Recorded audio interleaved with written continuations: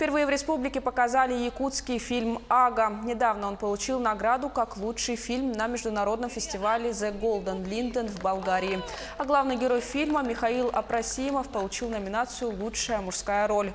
Также в этой картине были задействованы Феодосия Иванова и Галина Тихонова. Напомним, фильм еще в 2017 году снял болгарский режиссер Милка Лазаров. Премьера фильма состоялась спустя 1 год на кинофестивале в Берлине.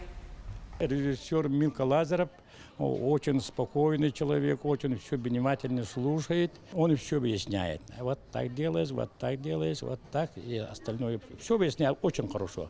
Когда ты понимаешь, тогда начинает снимать.